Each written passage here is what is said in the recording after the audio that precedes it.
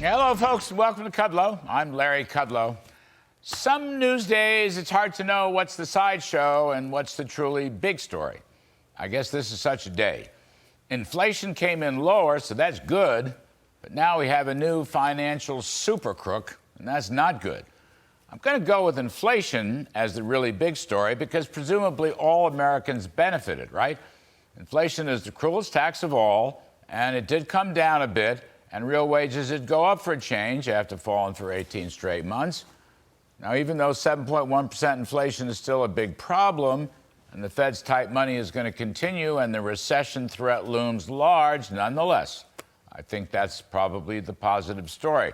On the other hand, a lot of people lost a lot of money because of a crook named Sam Bankman-Fried, who was supposed to testify before the House today, but instead got busted with 8 counts of fraud and conspiracy and was taken into custody by the authorities in the Bahamas.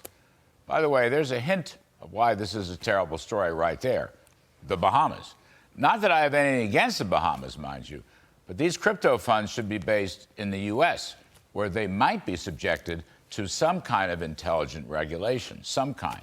We will talk to SEC Commissioner Hester Peirce a bit later in the show about that side of the story. But this kid was a crook. He's sort of a junior Bernard Madoff. He will be extradited to the U.S. in order to face all these charges, like conspiracy to defraud the U.S., wire fraud, securities fraud, money laundering, and various other conspiracies. And by the way, it was a family criminal enterprise because his parents, both of whom taught at the fancy Stanford Law School, isn't that always the case nowadays?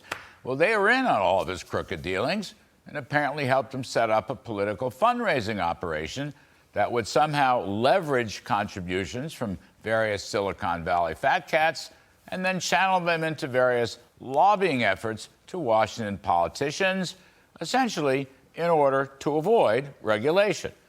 The bulk of the money went to progressive Democrats. This wasn't even an old-fashioned pump-and-dump fraud. This was a simple case of raising money in order to bribe Washington not to regulate SBF's crypto exchange, which was nothing more than a front group for his hedge fund, which donated to Democrats and Republicans alike. I mean, most of the money went to left-wing Dems, but to be sure, some pretty decent sums went to Republicans. And now the question is whether the authorities will claw back this bribery money. Criminal lawsuits brought by the U.S. Attorney in the Southern District of New York, and then civil charges brought by the SEC and the Commodities Futures Trading Commission. I might add, neither of which, those two, know anything about crypto. But that's a subject of yet another riff. So, in summary, this SBF kid is a crook, so are his parents, so are his lieutenants, and they basically took other people's money and tried to bribe politicians to look the other way. Am I being too hard here? Too blunt? Well, maybe. Time will tell. But I think I've fairly presented you at least the outline of this story. But you know what? From what I gather, most of the so-called victims here were very wealthy and famous people. Now, not everyone. I know there were some middle-class folks who got killed. I get that. But back to the improving inflation news, really, all Americans did better if only the politicians could figure out a way to keep inflation coming down. And that's a very big question, isn't it? Now, Wall Street obsesses about the Federal Reserve and the Fed's big-time money printing and zero interest rates, which have recently turned into big-time money crunching and interest rate hiking. The Fed is certainly culpable. But then we have the Congress and the White House and the threat of a bunch of lame ducks running amok with your taxpayer money.